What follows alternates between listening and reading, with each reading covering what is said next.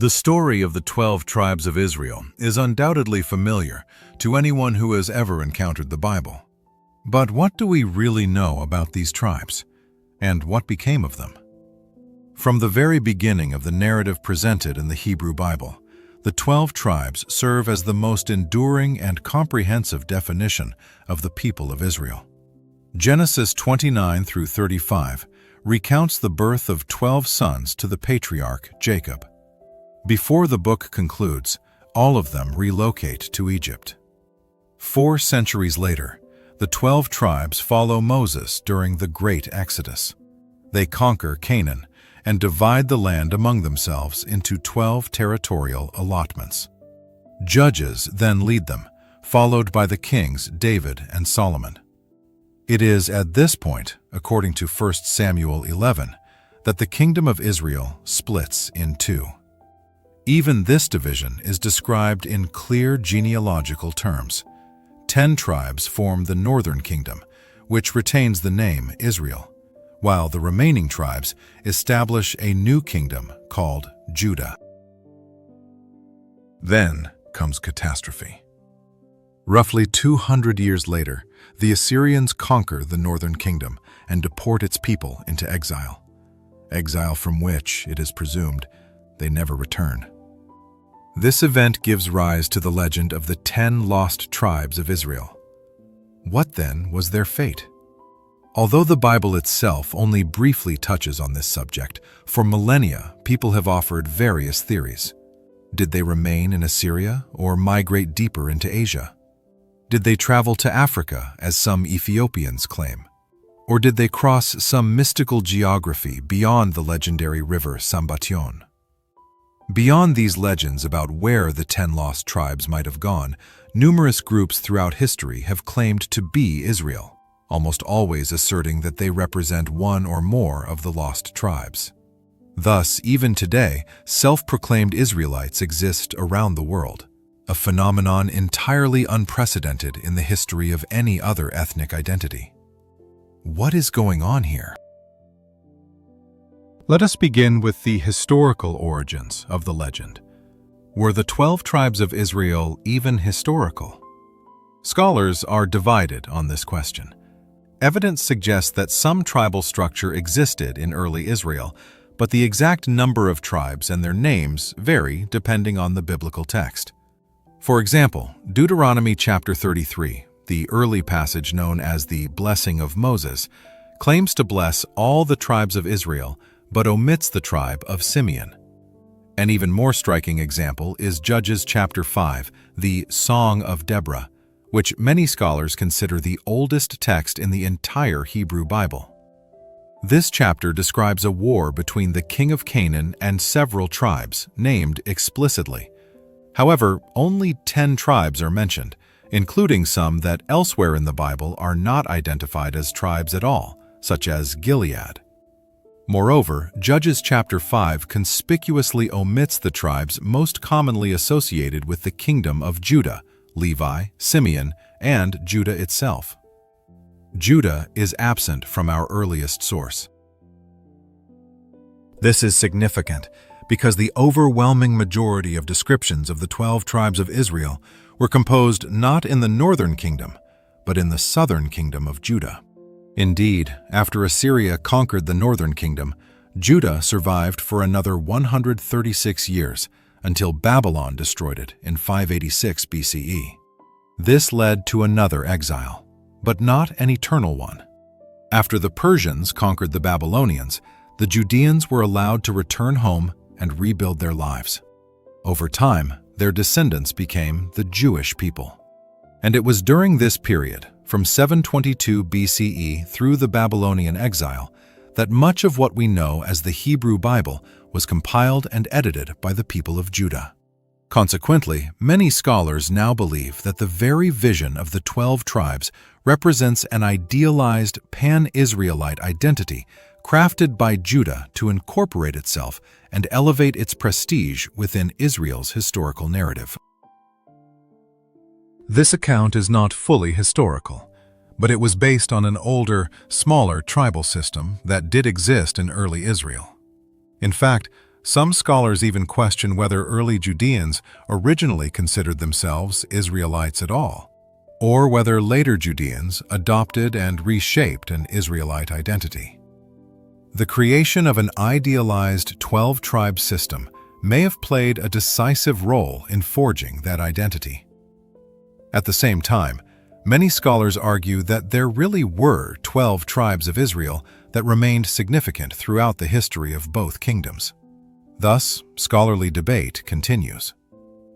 Regarding the famous legend of the 10 lost tribes, however, the answer is less complex. It is true that the Assyrians conquered the northern kingdom in 722 BCE, and many Israelites were deported at that time. This real historical event inspired the legend of the 10 lost tribes. Yet in recent decades, it has become clear that 2 Kings 17, the biblical text that describes this event in detail, greatly exaggerates the number of Israelites actually removed from the region. That passage claims that all Israelites were exiled and replaced by foreign peoples brought in by the Assyrians. In reality, archaeological evidence shows that many Israelites remained and likely continued living as before, albeit now under Assyrian rule. Many others probably fled south and integrated into the Kingdom of Judah. Thus, when discussing events in the Kingdom of Judah, it is important to clarify that mass deportations did not entail the complete eradication of the population. On the contrary, the Assyrian Empire pursued a highly selective and targeted resettlement policy. Assyrian records typically mention only specific categories of deportees: artisans, scholars, and members of the urban elite. As Assyriologist Karen Radner notes, these individuals were often sent to the very heart of Assyria to enrich the empire's knowledge and wealth. In other words, this policy was a carefully designed program to extract intellectual and elite human capital from conquered territories and integrate it into the imperial core, where these resources could serve the empire most effectively. It was a calculated and bureaucratic strategy of the Assyrian state. Therefore, while tens of thousands of lost Israelites did exist, speaking of 10 lost tribes in a literal sense is inaccurate. Most likely, these lost Israelites were members of the urban elite and skilled artisans who ended up in the core of the Assyrian Empire, in what is now northern Iraq. Yet here again, it is crucial to emphasize the role of the Kingdom of Judah in shaping the Bible as we know it. The account in 2 Kings chapter 17 was probably Judah's attempt to delegitimize the remaining Israelites of the northern kingdom. Thus, this famous legend appears rooted more in ancient rivalry between competing factions than in straightforward historical fact. Moreover, the Bible itself does not elaborate on this matter. In fact, 2 Kings chapter 17 does not even specify the exact number of lost tribes. Ultimately, the legend of the 10 lost tribes emerged as a later invention, a product of early Jewish and Christian authors who exaggerated the number of exiled Israelites, portrayed them as a vast multitude, and speculated about their ultimate fate. It is therefore worthwhile to examine these later theories. After all, when people ask, what happened to the 10 lost tribes? Many, even today, offer very specific answers, sometimes claiming they themselves are descendants of one or more of these tribes. Why has this legend held such enduring significance for so many throughout history? Dr. Andrew Tobolowsky's new book, by a specialist in the Hebrew Bible, brings together all these threads, offering a fresh perspective on what he calls the making of Israel, the practice of claiming and constructing new identities by adapting the tradition of the 12 tribes. His book, The Myth of the 12 Tribes of Israel, explores this history through a series of thematic case studies, beginning with the Hebrew Bible itself and moving through discussions of the Samaritans, medieval legends of the lost tribes, Mormons, and the Beta Israel of Ethiopia. though many other groups could also be mentioned, including Black Hebrew Israelites and adherents of British Israelism. This work is groundbreaking, not only because it addresses a topic often relegated to conspiracy theorists rather than critical scholars, but also because it presents a sweeping comparative study spanning millennia. The author's central argument stems from a simple fact. The biblical portrayal of tribal Israel is a Judean vision. While historians debate the historicity of the 12-tribe tradition, it is clear that the tradition itself was shaped in Judah after the Assyrian conquest of the northern kingdom. This means that the biblical vision of Israel was formed after the supposed peak of the tribe's existence, whatever that may have been. In other words, the first group to use the 12-tribe tradition to construct an Israelite identity was Judah, and Judah's use of this tradition differs little from how other groups have employed it throughout history. Let us now consider some other examples from Tobolowsky's book. We begin with the Samaritans, or Samaritan Israelites. The Samaritans are a religious group of about 1,000 people living primarily in two locations: the city of Holon, near Tel Aviv, close to their holy site, Mount Gerizim, and in the Palestinian West Bank. For centuries, it was believed that the Samaritans descended from foreigners brought into Israel by the Assyrians after their conquest. This idea comes from 2 Kings chapter 17, which claims the region was resettled with colonists who were eventually taught to worship God, but whose foreign influence corrupted their worship. The Samaritans themselves have always claimed the opposite, that they are direct descendants of ancient Israel, though their version of Israel's history differs from that of Judaism. They also worship one God, but believe Mount Gerizim, not Jerusalem, is God's holy place. They possess a version of the Pentateuch, but it differs from the one found in the Hebrew Bible. In recent years, historians have concluded that the Samaritan claim of Israelite descent is accurate. They are indeed descendants of ancient Israelites who were never exiled from the northern kingdom. Thus, the account in 2 Kings 17 is now seen as an anti-Samaritan passage, intended to delegitimize Samaritan claims to Israelite identity. This means that even in the ancient world, and even beyond the Hebrew Bible, there were multiple groups with legitimate claims to Israelite origins. Different groups used the same 12-tribe tradition to construct competing visions of Israel, as seen when comparing the Samaritan Pentateuch with the Jewish one.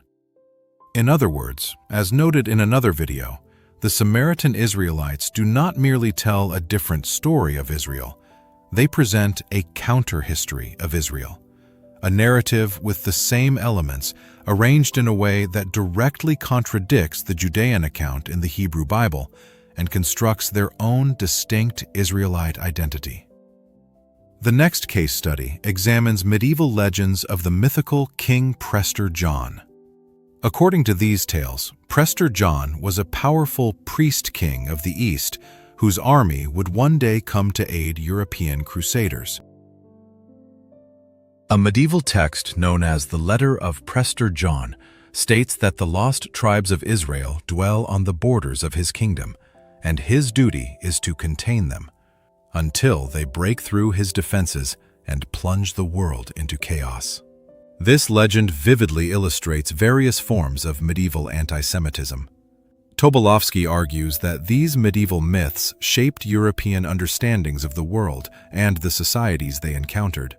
Whenever Europeans met a new people, they asked the same question: to which biblical nation do they belong? The lost tribes often served as the answer to fill this gap, though other options existed, such as Genesis 10, which traces all humanity to Noah's 3 sons. This pattern emerged when Europeans first encountered the Mongols in the 13th century. Initially, they believed the Mongol armies were those of Prester John, coming to aid the Crusades. But as the Mongols grew more threatening, the belief spread that they were, in fact, the lost tribes of Israel, arriving to bring about the end of the world. These myths also appeared in the accounts of individual travelers. Eldad Hadani, a Jewish merchant and traveler who arrived in North Africa in the late 9th century, claimed to be from the lost tribe of Dan. Benjamin of Tudela, a Jewish traveler from Spain, journeyed east and returned with tales of mighty, free Israelites in Asia. All these quests and discoveries of the lost tribes laid the groundwork for the next phase in the search for Israel, the exploration of the New World. Almost from the time of Columbus himself, many believed that Native Americans were the lost tribes of Israel. This belief blossomed into what is often called the Jewish Indian theory, or, as some scholars prefer, the Hebraic Indian theory. Even some American founding fathers embraced it. Benjamin Rush, a prominent patriot and physician, asked Lewis and Clark to look for evidence during their Western expedition. The most famous expression of this theory is the Book of Mormon, which tells the story of a group from the tribe of Manasseh who sailed to America around the time of the Babylonian conquest and became either part of or all of the indigenous peoples. Initially, Mormons generally saw themselves as Gentiles discovering and converting lost Israelites. But very quickly, Mormon theology concluded that they themselves were Israelites, and that those predisposed to join this new faith likely had Israelite ancestry. Even today, an important coming-of-age ceremony called the patriarchal blessing typically reveals to the recipient which tribe they descend from. According to the Church of Jesus Christ of Latter-day Saints, many members specifically trace their lineage to the tribe of Ephraim. The final case study explores the Beta Israel, the Jewish community of Ethiopia. About 170,000 Ethiopian Jews now live in Israel, having emigrated from Ethiopia. In a sense, their story is one of the 12-tribe tradition, enabling them to become Israel twice. First, by constructing an Israelite identity in Ethiopia, and then, centuries later, by gaining recognition from the State of Israel in the 20th century. For hundreds of years, Ethiopians told legends about descendants of King Solomon and the Queen of Sheba, a mysterious monarch long associated with Ethiopia who visits Solomon in 1 Kings chapter 10. Ethiopians later expanded this account, most notably in the Kebra Nagast. In this legend, Solomon and the Queen of Sheba have a son named Menelik, who, after visiting his father in Israel, returns home with an honor guard of Israelite tribal chiefs and the Ark of the Covenant. In the 13th century, an Ethiopian ruler named Yakuno Amlak overthrew the rival Zagwe dynasty and founded a new line known as the Solomonic dynasty, which ruled Ethiopia until the last emperor was deposed in 1974. As the name suggests, this dynasty claimed descent from Menelik, and as a result, many Ethiopian Christians long identified themselves as Israelites. The Beta Israel community, likely since its formation around the 14th century CE, also saw itself as Israelite, drawing on the Kebra Nagast tradition, but differed from these Christian Israelites by maintaining pre-Christian Jewish roots. Their claims to Israelite identity grew stronger in the 19th century, when Jewish travelers arrived in the region searching for the lost tribes, inspired by Eldad Hadani, the same medieval traveler mentioned earlier. Eldad not only identified himself as a member of the lost tribe of Dan, but also claimed these Danites lived in a land called Cush, a biblical toponym long associated with Ethiopia. Thus, when these Jewish travelers arrived in Ethiopia, they found Jewish Israelites precisely where they expected, and concluded they had discovered the lost tribe of Dan. This identification was crucial. It was specifically as the tribe of Dan that Beta Israel gained recognition from Israel's rabbinical court in the 1970s. The 1970s brought significant changes. This vividly illustrates the remarkable flexibility of the 12-tribe tradition. As Tobolowsky compellingly argues, this tradition in Ethiopia was originally deeply local, tied to internal Ethiopian politics and social structure, especially the founding of the Solomonic dynasty. But in the 20th century, the tradition transformed, enabling Beta Israel to reorient its identity toward a conception of Israel that gained external recognition from the wider Jewish world. This fundamental shift paved the way for their subsequent immigration from Ethiopia to the State of Israel, where the vast majority now reside. Thus, as we have seen, depending on whom you ask about the fate of the 10 lost tribes, you will receive many different answers. Indeed, numerous groups have adopted and adapted an Israelite identity, claiming descent from one or more tribes, whether Ephraim, Dan, or others. The Hebrew Bible lends these claims added plausibility precisely because it remains silent about the fate of most of these tribes. Since the primary source simply does not reveal what happened to them, it leaves ample room to discover them anywhere and in almost any form. Moreover, the tribal tradition itself makes this even more likely by offering at least 12 distinct avenues for claiming a place within Israel. This brings us to Tobolowsky's analysis of genealogies. We understand what you're thinking. Genealogies are often considered among the most tedious parts of the Bible. Anyone who has read the Hebrew Bible knows exactly what we mean. Page after page, listing descendants from father to son or mother to daughter. Scholars call this linear genealogy, as it would appear as a straight line if diagrammed. Abraham begot Isaac, Isaac begot Jacob, and so on. But there is another type of genealogy, crucial to Tobolowsky's argument, what he calls segmented genealogy. What does he mean by this?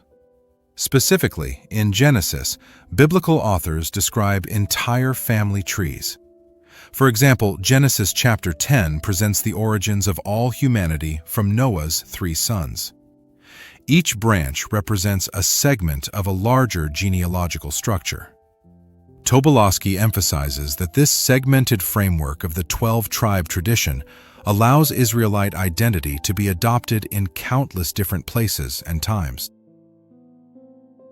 Because Israel was originally divided into 12 parts, it can continue to fragment, not only between the kingdoms of Israel and Judah, or even Israel and Assyria, but across the globe, from Ethiopia to North America. In other words, the division of Israel into parts not only enables a narrative in which Judah becomes the most significant tribe, but also allows for stories like that of a group from the tribe of Manasseh arriving in America and becoming a great nation. While some of these claims to Israelite descent have stronger historical grounding, in a sense, all groups asserting an Israelite identity are doing the same thing, placing themselves on one or more branches of the genealogical tree. Yet none of this would matter if being Israel were not also deeply desirable. The idea of Israel as God's chosen people, the role of its restoration in fulfilling biblical prophecy, and the prestige and allure of this ancient nation all combine to create a global fascination with where Israel is, who it has become, and what will happen next. The result is a world filled with self-proclaimed Israelites, an unprecedented phenomenon in the history of any ethnic identity.